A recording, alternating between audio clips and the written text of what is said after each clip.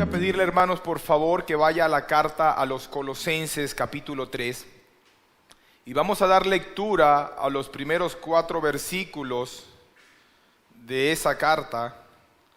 Colosenses capítulo 3, versículo del 1 al 4. Y en ese texto vamos a estar meditando durante el tiempo de la exposición de la palabra en esta mañana. Colosenses capítulo 3, versículos del 1 al 4. Dice la palabra del Señor: si pues habéis resucitado con Cristo, buscad las cosas de arriba, donde está Cristo sentado a la diestra de Dios. Poned la mira en las cosas de arriba, no en las de la tierra. Porque habéis muerto, y vuestra vida está escondida con Cristo en Dios. Cuando Cristo, vuestra vida, se manifieste, entonces vosotros también seréis manifestados con Él en gloria. El contexto de la carta a los Colosenses es el de una iglesia amenazada por falsas enseñanzas. Estos hombres inescrupulosos estaban amenazando a esta joven iglesia con sus argumentos y estaban poniendo en tela de juicio la suficiencia de la obra de Cristo en la vida de los creyentes. Por lo que quien probablemente fuera uno de sus líderes y fundadores, un hombre llamado Epafras, viendo esta situación, viaja de Colosas a Roma para encontrarse con Pablo, que para ese momento estaba preso, y plantearle la problemática. A lo que el apóstol responde con el contenido de la carta a los Colosenses. Que básicamente algunos han resumido su argumento en una ecuación matemática que reza de la siguiente manera: Cristo más nada es igual a todo, todo menos Cristo es igual a nada. Los detalles cristológicos de la carta a los Colosenses son excepcionales. De hecho, en el capítulo 1 de la carta hay una de las declaraciones cristológicas más contundentes y poderosas que hay en toda la Escritura. Es interesante y maravilloso cómo el apóstol Pablo da respuesta a lo que estaba sucediendo diciendo: lo único que necesitan es a Cristo. No necesitan absolutamente más nada. Y cuando nosotros nos ponemos a pensar y meditar en función de esto, vamos a entender, hermanos, que mientras nosotros más tengamos nuestra mirada puesta en nuestro Señor, entonces esas situaciones difíciles, conflictivas y esas amenazas van a desaparecer. El contenido de esta carta, básicamente, al igual que el resto de las cartas del apóstol Pablo, se puede dividir en 2 secciones principales. En una parte de la carta tenemos el contenido doctrinal y en la otra parte de la carta tenemos la aplicación práctica. Casi todas las cartas del apóstol Pablo, por no decir todas, se dividen de esa manera. La sección que tenemos delante está englobada en algunos estudiosos la ponen dentro del aspecto doctrinal y algunos otros la ponen como el inicio de la sección práctica. Es decir, algunos la ponen al final de la doctrina y otros la ponen al principio de la sección práctica. Bueno, yo creo desde mi perspectiva que básicamente lo que tenemos en este pasaje es una transición de lo doctrinal a lo práctico. Y ciertamente vamos a ver muchos detalles de lo que esto implica desde la perspectiva doctrinal, pero al mismo tiempo vamos a ver cómo se ve eso para nuestras vidas. Es importante, hermanos, que reconozcamos que todos los creyentes, sin excepción, tenemos que lidiar con la tensión de que estamos en este mundo, pero no pertenecemos a este mundo. Hebreos capítulo 13, versículo 4 dice: porque no tenemos aquí ciudad permanente, sino que buscamos la porvenir. Eso nos deja con la responsabilidad de mostrarnos al mundo como representantes dignos del lugar al que pertenecemos. Aunque estamos en Cali, somos ciudadanos del reino de los cielos.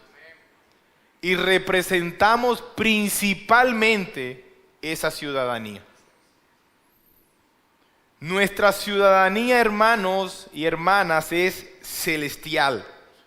En la sección anterior a este pasaje que estamos leyendo, y le invito a que hoy usted pueda leer la carta a los Colosenses, no le va a tomar más de 10 minutos hacerla.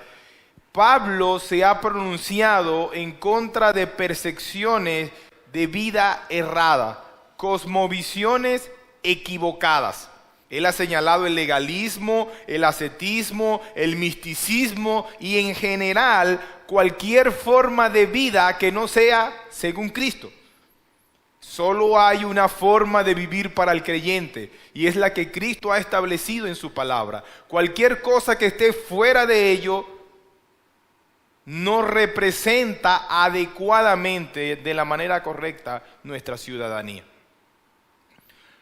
De tal manera, hermanos, que en estos versículos el apóstol Pablo asienta la cosmovisión correcta a la que están llamados los cristianos. Vivir con su mirada puesta en Cristo.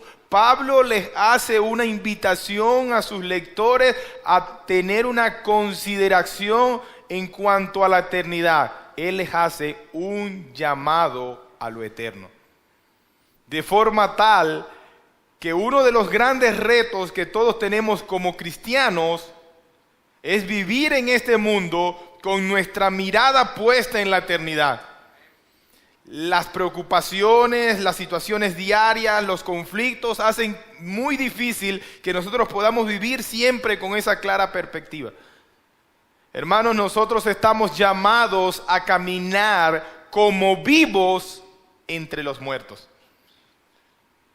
Estamos llamados a caminar con una mirada puesta en Cristo, en su trono.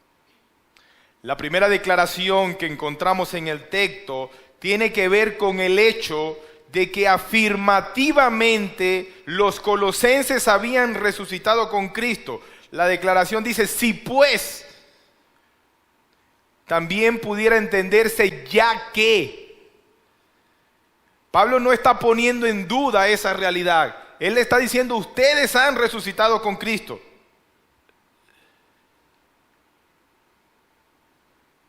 Y en virtud de esa realidad, en virtud de que ustedes están unidos a Cristo, ustedes no solo han participado de su muerte, sino que también de su resurrección. Estos hombres y mujeres habían vuelto de la muerte espiritual a la vida. Y eso es verdad para todos aquellos que están en Cristo. Si tú estás en Cristo, yo tengo que decirte lo mismo que le dijo el apóstol Pablo a los colosenses. Has resucitado con Cristo. Y si has resucitado con Cristo, entonces todo lo que voy a decir de aquí en adelante es para ti. Estos hombres eran nuevas criaturas con una nueva naturaleza y todas las implicaciones que esto conlleva, producto de la obra poderosa de regeneración que el Espíritu Santo había obrado en sus vidas. Por eso el apóstol Pablo dice que si esto había sucedido, sus intereses debían cambiar de dirección, de buscar las cosas terrenales a buscar las cosas celestiales. La palabra que en el texto se traduce como buscar, se puede traducir o se puede pensar de ella como ir en pos de, y en el texto orienta la idea de un cambio de rumbo, dando por entendido de que sin Cristo los colosenses iban en pos de cosas terrenales, Pero ahora su norte había cambiado y ahora ellos iban en pos del trono de nuestro Señor Jesucristo. Pablo dice, buscad las cosas de arriba donde está Cristo sentado. Hermanos, noten la diferencia que existe en cuanto al concepto, en cuanto a la percepción. Sin Cristo, nosotros buscábamos las cosas que busca todo el mundo. Pero si hemos resucitado con Cristo, tu perspectiva debe haber cambiado. Ahora no estás buscando las mismas cosas. Tus intereses no son los mismos. Tus prioridades no son las mismas. Han cambiado. Debes buscar las cosas de arriba. Es un imperativo. Hay una declaración semejante y no proviene del apóstol Pablo, sino que directamente de nuestro Señor Jesucristo. Y espero que tenga en mente esa declaración, porque está en Mateo capítulo 6, versículo 33, y es un texto paralelo que es interesante cuando los ponemos uno al lado de otro. Mateo 6:33 dice, mas buscad primeramente el reino de Dios y su justicia, y todas estas cosas os serán añadidas. Aquí la palabra que se traduce buscar es exactamente la misma que se traduce buscar en el texto de Colosenses que acabamos de leer. La misma. Y el objetivo de esa búsqueda es el reino de Dios y su justicia. Bueno, nuestro Señor Jesucristo dice el reino de Dios y su justicia. Pablo dice las cosas de arriba donde está Cristo sentado. No hay diferencia entre esas dos cosas. Lo interesante es que en el texto de Mateo 6:33 se agrega un orden de prioridad. Dice, buscad primeramente el reino de Dios y su justicia.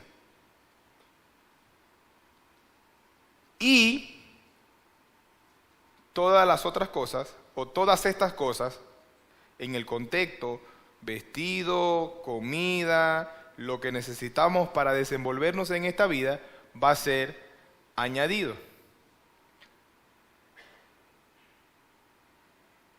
Ahora, pregunto, ¿cuál es tu prioridad en la vida cristiana?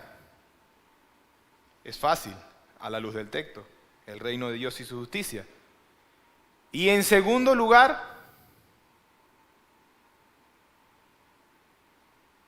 el reino de Dios y su justicia.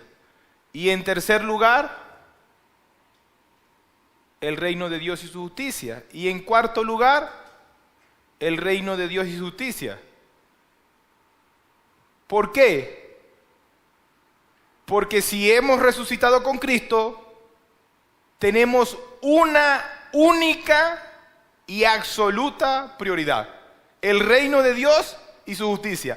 Todo lo demás es añadido, no necesita ser buscado. El Señor lo añade. Tú tienes una prioridad: el reino de Dios y su justicia. Si hemos resucitado con Cristo, no tenemos ninguna prioridad fuera de Cristo y de vivir para su gloria. Como creyentes, solo tenemos una prioridad: Cristo, vivir para Cristo. Tus intereses, tus objetivos, lo que pensabas, lo que querías, lo que te parece, ya no es importante. Para ti lo importante es lo que es importante para Cristo, porque estás llamado a vivir para Él. Se ve entonces cómo Pablo presenta un contraste entre vivir en función de las cosas de este mundo y vivir en función del reino de los cielos. Y eso tiene que ser patente en la vida de todos aquellos que hemos resucitado con Cristo. Cuando Pablo habla o se dirige a sus seguidores diciéndole que debemos vivir en función del reino de Dios y no en función de las cosas de esta tierra, hermanos, no está hablando, discúlpenme, de aislarse a lo alto de una montaña donde no vas a tener ningún contacto con las cosas mundanas que pueda dañar tu espiritualidad. Vivir alejado de todo aquello, el internet, la televisión, los mundanos, no está hablando de eso. Precisamente es el ascetismo que él estaba combatiendo en la sección anterior. Al contrario, él está diciendo que sus acciones en este mundo, sean cuales sean, deben repercutir en la gloria de Dios. Cualquier cosa que se haga cuyo fin no sea mostrar a Cristo y perseguir su gloria, debe considerarse terrenal y mundana. Todo lo que hagas, debes hacerlo para el Señor. ¿Cuál es el fin principal del hombre? Primera pregunta del Catecismo de la Confesión de Londres. El fin principal del hombre es glorificar a Dios y disfrutar de Él para siempre. Esa es la meta de los cristianos acá, en este mundo y por la eternidad. Dice un comentarista, las cosas de esta tierra es todo lo que se haga motivado por el orgullo, la ambición, la lujuria e indiferencia por la gloria de Dios. Nota, hermano, que te puedes encontrar teniendo prácticas que a los ojos de la sociedad están bien, pero tú estás llamado a vivir para la gloria de Dios. En todo lo que haces, cuando te vistes, cuando hablas, cuando actúas, en el trabajo, en el lugar de estudio, en tu casa, en todo lugar. Y lo que no se hace para la gloria de Dios, si tus acciones no son para que Dios reciba la gloria, entonces eso es mundano y terrenal. Dado que vivir buscando las cosas de arriba tiene que ver con actuar en las diferentes áreas de la vida, buscando siempre, no algunas veces, no cuando te recuerdas, siempre debemos buscar reflejar la imagen de nuestro Señor y glorificar su nombre con cada cosa que hagamos. De hecho, más adelante en esta misma carta, en la sección práctica, Pablo hablándole a los siervos, a los trabajadores, a los que estaban empleados en una labor específica, él les dice, y todo lo que hagáis, hacedlo de corazón, como para el Señor y no como para los hombres, sabiendo que del Señor recibiréis la recompensa de la herencia, porque a Cristo el Señor servís.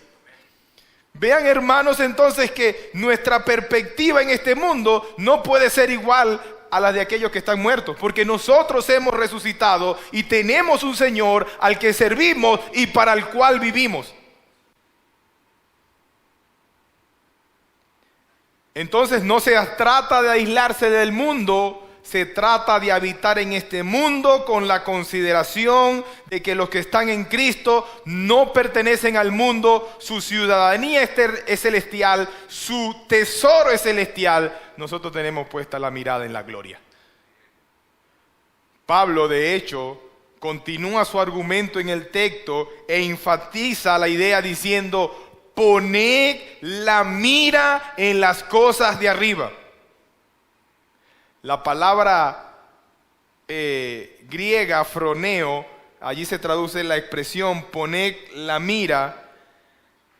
Literalmente puede traducirse pensar, poner la mente en algo o sobre algo, implicando un interés y una reflexión moral. Pero a mí me gusta que puedas pensar en la idea de enfocarte.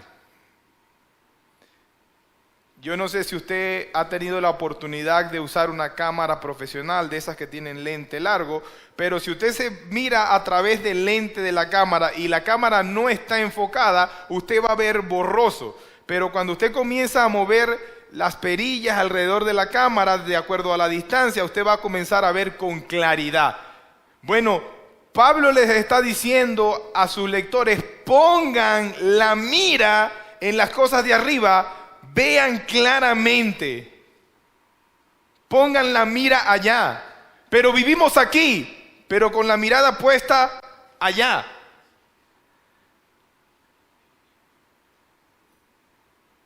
Cuando dice que debemos poner la mira en las cosas de arriba, alguien dijo, hermanos, esto se trata de una meditación continua centrada en el cielo. Nosotros los creyentes vivimos nuestras vidas pensando siempre en nuestro destino eterno. Y todo lo que hacemos lo hacemos pensando en la eternidad. Y esto es importante porque, hermanos, nosotros pensamos lo que sentimos y hacemos lo que pensamos. A menos de que usted esté loco, usted va a pensar de una manera y va a actuar de otra. Por eso lo que hay en su mente gobierna sus acciones. Si su mirada está puesta en el aquí y en el ahora, usted va a vivir como viven aquellos que no han resucitado. Pablo en la carta a los Filipenses, capítulo 4, versículo 8, dice, por lo demás, hermanos, todo lo que es verdadero, todo lo honesto, todo lo justo, todo lo puro, todo lo amable, todo lo que dé buen nombre, si hay virtud alguna, si hay algo digno de alabanza, en eso pensar. Vean, hermanos, que la invitación del apóstol es a que nuestra mente esté conectada con la eternidad. No podemos vivir en este mundo pensando y meditando en las cosas que medita la gente del mundo. Este es uno de los pocos textos que me sé de memoria. Josué 1:8 en adelante. No se aparte de tu boca este libro de la ley, sino que medita en él de día y de noche. ¿Por qué? Porque entonces harás prosperar tu camino. Hermano, la prosperidad desde la perspectiva bíblica no se mide en función de lo que tengo, como dicen algunos herejes. La prosperidad desde la perspectiva bíblica se mide de la capacidad que cada creyente tenga para vivir para la gloria de Dios. Cuando hablamos de una vida próspera, estamos hablando de una vida que refleja el carácter de Cristo. Por eso Pablo dice que debemos poner nuestra mirada en lo eterno.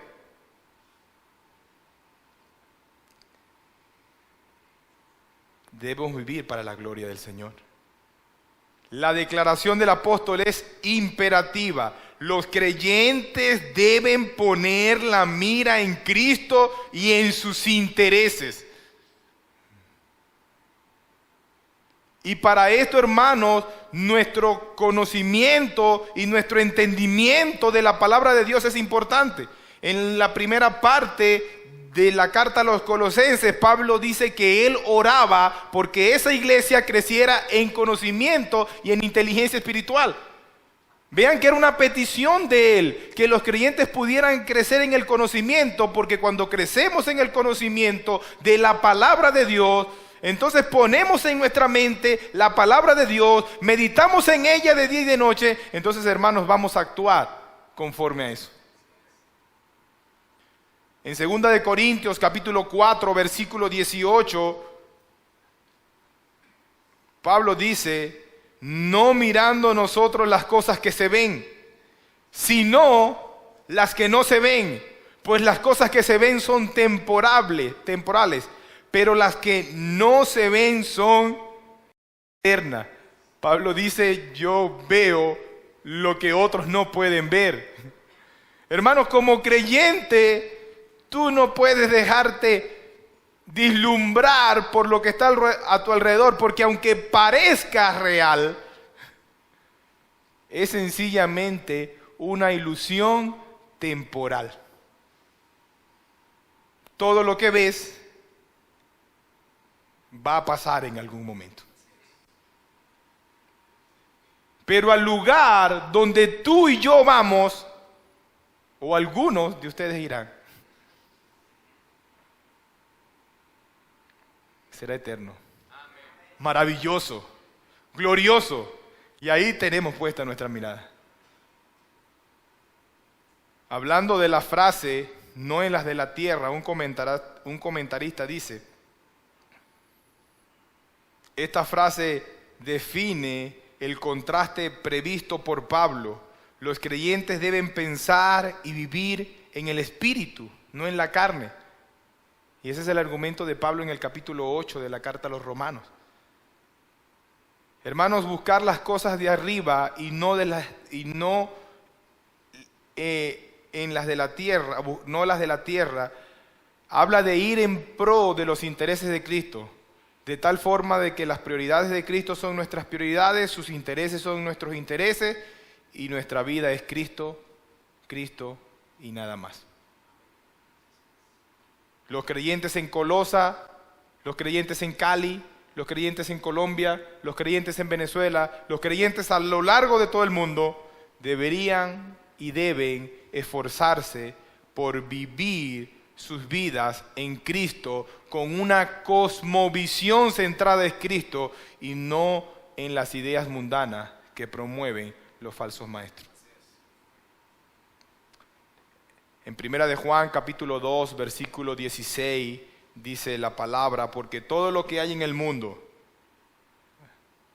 los deseos de la carne, los deseos de los ojos y la vanagloria del mundo no proviene del Padre, sino del mundo.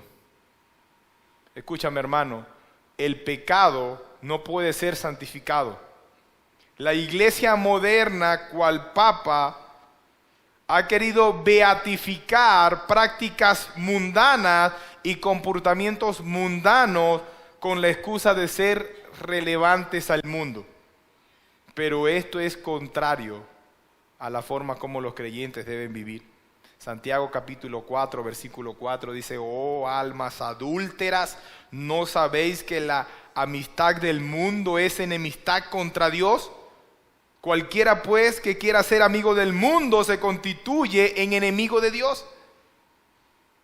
Hermanos, lamentablemente los creyentes del día de hoy quieren vivir como si fueran mundanos. Y ojo, tienes que tener mucho cuidado con esto. Si hablas como mundano, te vistes como mundano, piensas como mundano, es porque no estás en Cristo. Discúlpame, no estoy en contra de la moda ni de las prácticas. No estoy diciendo que vengas acá con... No estoy en contra de nada de eso. Lo que quiero que entiendas es que tu vida debe reflejar tu nueva naturaleza. Cuando un joven cristiano se ve al espejo, no tiene que decir, wow, qué bien me veo. Debe pensar en que su forma de vestir debe reflejar la gloria de Dios. Que ha resucitado, que camina como vivo entre los muertos.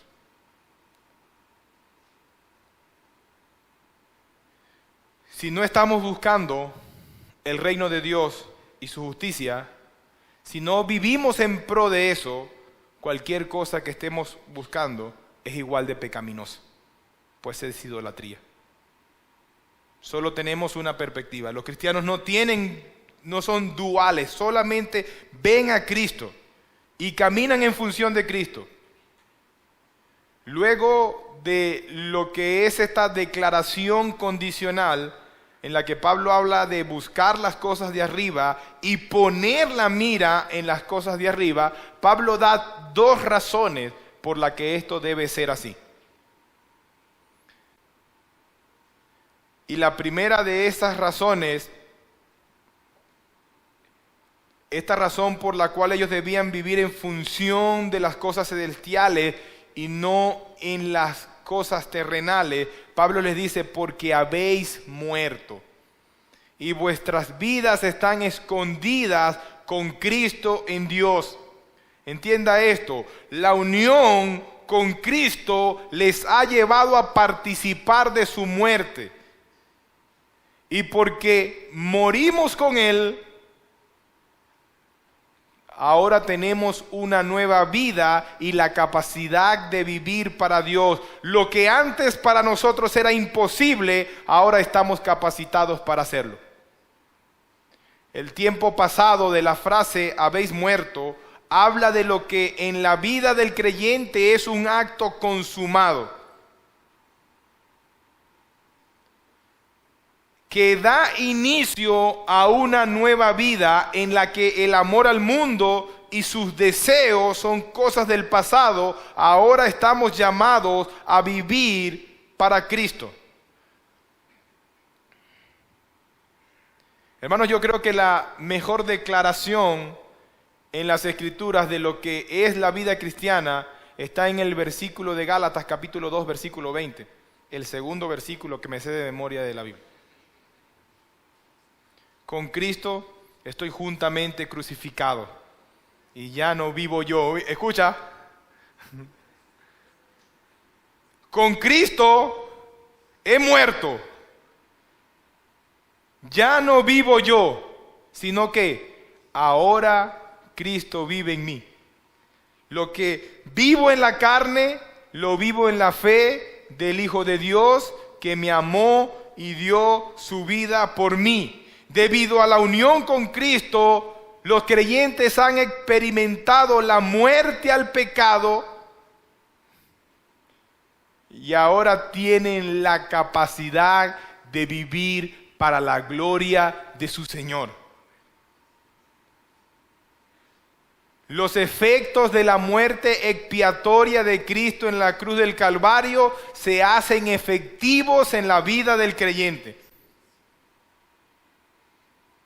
Antes eras un esclavo del pecado, pero en virtud de tu unión a Cristo, esa cadena ha sido rota y has muerto. Esta declaración tiene muchas implicaciones teológicas trascendentales. Una de ellas, hermanos, es que con la muerte de Cristo, la paga del pecado ha sido satisfecha. ¿Cuál es la paga del pecado? La muerte. Con la muerte de Cristo y nuestra unión con Cristo en su muerte, la paga del pecado fue satisfecha. Y ahora ya no vivimos en esclavitud del pecado. Ahora tenemos la libertad de vivir para nuestro Señor. Entiende entonces que ser creyente no es un cambio meramente externo. No se trata de que corregiste algunas prácticas en tu vida, sino que literalmente eres una nueva criatura, porque lo que antes tú eras está clavado en la cruz del Calvario. Está clavado. Eres una nueva criatura con una nueva naturaleza, lo que implica que todo lo que antes era ha sufrido una renovación. Cuando se ve la vida de algunos supuestos creyentes, se observa un cambio de carácter tan superficial que parece que lo que han cambiado son solo los lugares que visitas y las personas con las que se relacionan. Pero si ese es el cristianismo que posees, no es más que una ilusión falsa. No sirve de nada. Tus esfuerzos no sirven de nada. Es triste que muchas personas se engañen a sí mismos de esa manera. Y yo quiero que tú que me estás escuchando el día de hoy estés claro de esa realidad. No se trata de que ahora vienes a la iglesia, de que ahora te codeas entre hermanos. Se trata de que has muerto y estás unido a Cristo y vives para Él. Tienes una nueva naturaleza. El Espíritu Santo te guía. Vas camino a la gloria. Dios está obrando en ti un proceso de santificación. El viejo hombre desapareció, fue exterminado, con sus intereses, con sus prioridades, con todo lo que era. Si tú no puedes unirte a la declaración del apóstol Pablo en Filipenses capítulo 3, versículo 7, con convicción, debes estar preocupado. Pablo dice en Colosenses capítulo 3, versículo 7, pero cuantas cosas eran para mí ganancia, las he estimado como pérdida por amor de Cristo.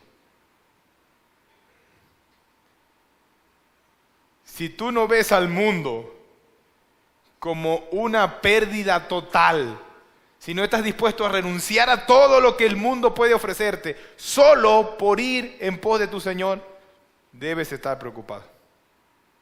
Es muy probable que te estés engañando a ti mismo. Si no has perdido todo por Cristo, es porque no tienes a Cristo. El viejo hombre no puede ser santificado. El viejo hombre no puede ser remendado. El viejo hombre debe morir, debe ser clavado en la cruz. Y esa es una realidad que los creyentes debemos vivir. Debemos entonces, hermanos, movernos en función de las cosas de arriba y nuestra mirada puesta en la eternidad. A eso se refiere el apóstol Pablo cuando dice que hemos muerto. Es lamentable que pensemos que podemos estar en Cristo y aún arrastrar con nosotros algunas cosas del mundo. En un par de parábolas en Mateo capítulo 13, versículo 44 al 46, el Señor ilustra esta realidad. Él dice que había un vendedor había un hombre que encontró un tesoro precioso en un terreno y ¿qué hizo? Vendió todo para comprar el terreno donde estaba aquel tesoro. Ese tesoro es Cristo. ¿Lo diste todo por Cristo? ¿Renunciaste a todo por Cristo?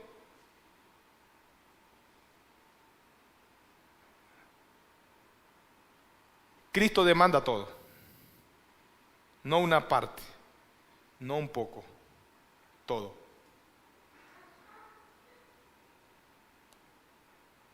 Eso es una realidad en tu vida.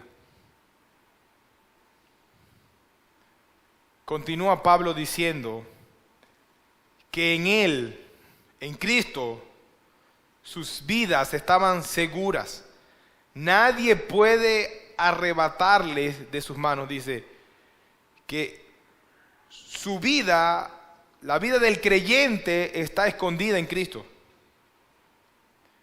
Pablo está diciendo que estamos íntimamente unidos a Él, de tal manera, hermanos, que somos participantes de su naturaleza divina.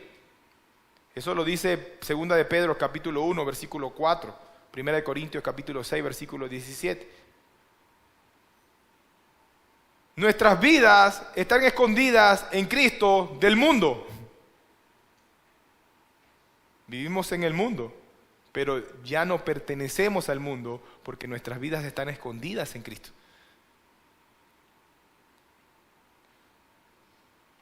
Los falsos maestros que perturbaban a los colosenses no podían captar la verdad de que estos ya poseían vida y conocimiento espiritual trascendentales, así que sus falsas enseñanzas estaban por completo fuera de lugar. Muchos, aún el día de hoy, yo creo que disfrazando, promueven la idea de que, bueno, sí, estamos en Cristo, pero necesitamos algo más. Y algo más. Bueno, no. Si estamos en Cristo, tenemos todo. Nuestras vidas están en Él. Estamos unidos a Él. Somos participantes de su naturaleza. Somos participantes de su vida.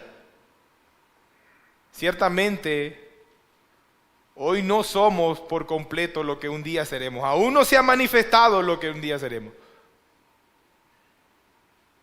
Pero estar en Cristo y que su Espíritu Santo more en nosotros nos da seguridad de que un día tendremos un cuerpo semejante al suyo y estaremos con Él por la eternidad. Como nuestro sacerdote, como nuestro sumo sacerdote, Cristo garantiza que los beneficios de su obra son irrevocables. Hebreos capítulo 7, versículo 25 dice, por lo cual puede también salvar perpetuamente. ¿Lo ven? No temporal. Si tu vida está escondida en Cristo, tu salvación es perpetua. Porque Él puede salvar perpetuamente a los que por Él se acercan a Dios, viviendo siempre para interceder por ellos.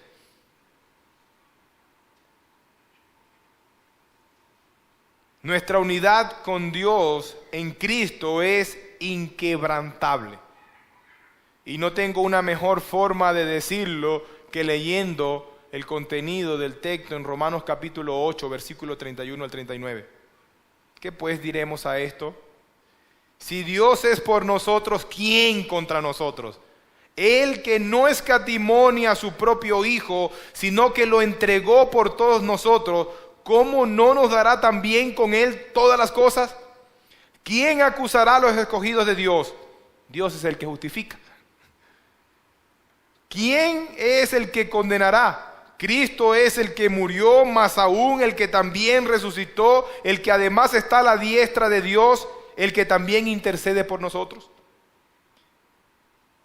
¿Quién nos separará del amor de Cristo?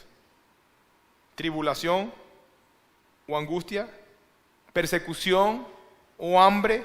¿Desnudez o peligro? ¿O espada? Como está escrito, por causa de ti somos muertos todo el tiempo, somos contados como ovejas de matadero. Antes, en todas las cosas, somos más que vencedores por medio de aquel que nos amó.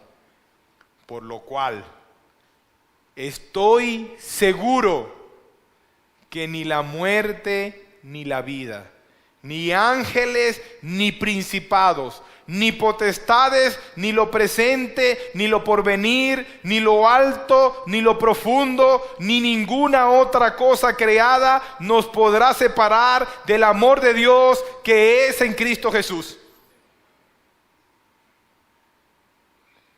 Nada nos puede separar del amor de Dios que es en Cristo Jesús. Nuestras vidas están escondidas en Dios por Cristo. Y la segunda razón que Pablo da en el texto en cuanto a vivir con la mira puesta en las cosas de arriba y no en la de la tierra, es que cuando Cristo, vuestra vida, se manifieste, entonces vosotros también seréis manifestados con Él en gloria. Entonces Pablo ahora pone la mirada del creyente directamente en la eternidad, en ese día glorioso.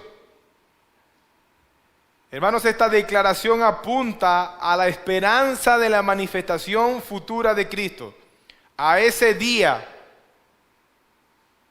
que hablábamos hoy en la clase dominical, a ese momento.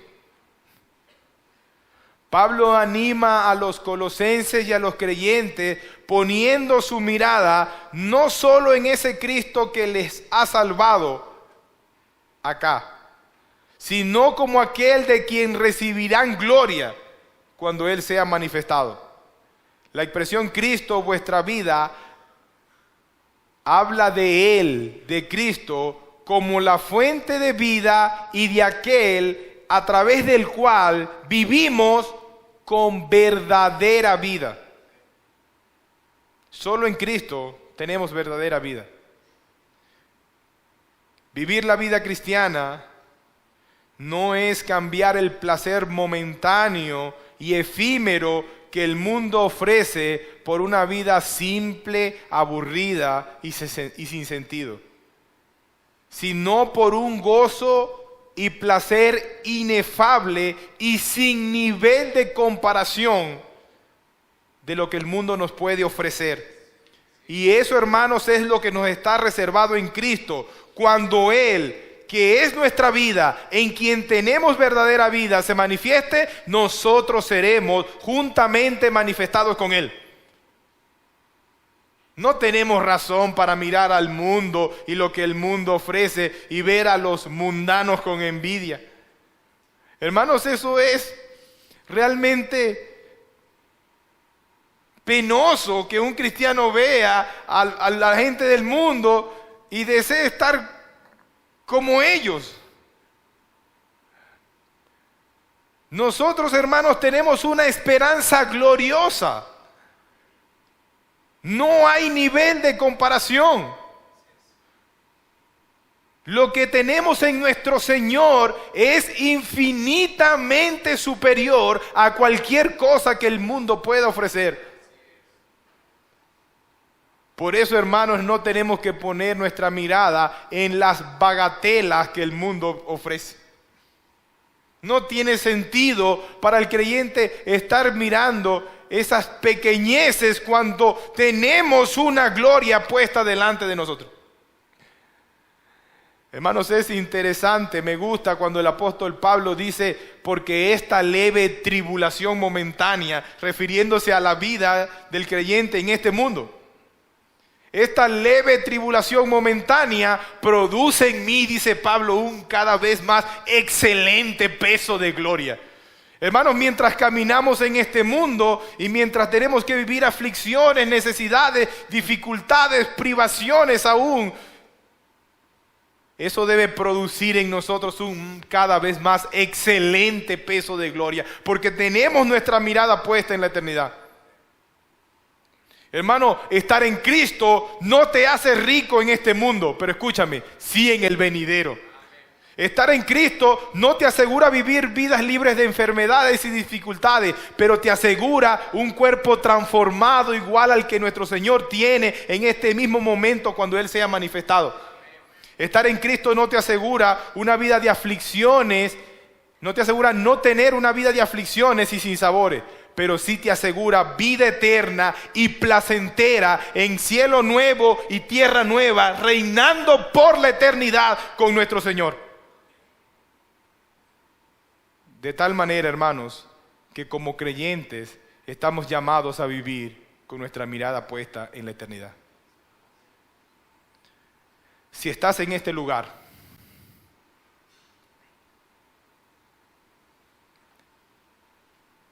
y no has resucitado con Cristo por medio de la fe, quiero que entiendas esto. Que si hay algo seguro para ti en este momento, es la condenación eterna. Sin Cristo no hay ningún tipo de oportunidad para ti. No hay nada bueno que puedas esperar si no estás unido a Cristo.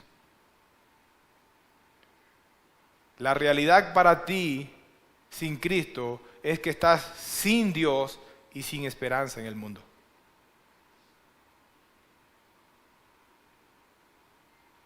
Pero hoy hay una esperanza por medio de la predicación del Evangelio. Y el llamado es a que te arrepientas y creas. Y todos tus pecados serán perdonados. Y entonces podrás gozar de una esperanza gloriosa, de que podrás estar un día donde Cristo está.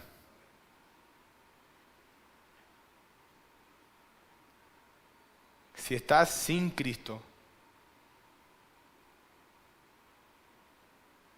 debes tomar como consideración de que fuera de Él te espera un castigo eterno, pero en Él te ofrece vida eterna. Luego, si tú eres creyente y estás en Cristo, quiero que recuerdes el llamado sublime que has recibido. Y es a ser un representante digno que vive en este mundo como peregrino y advenedizo con su mirada puesta en la eternidad. De tal manera de que mientras vivas aquí y ahora, lo haces para la gloria de tu Señor y para el avance de tu reino.